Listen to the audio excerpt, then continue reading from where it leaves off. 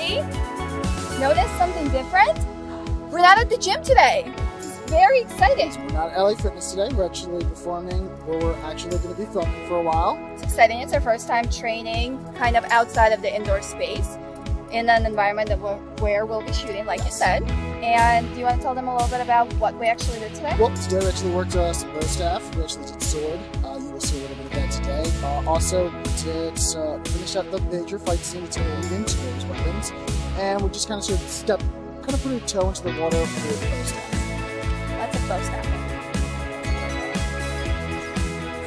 All right, guys. Well, let us know what you think about it, and stay tuned for more. Bye.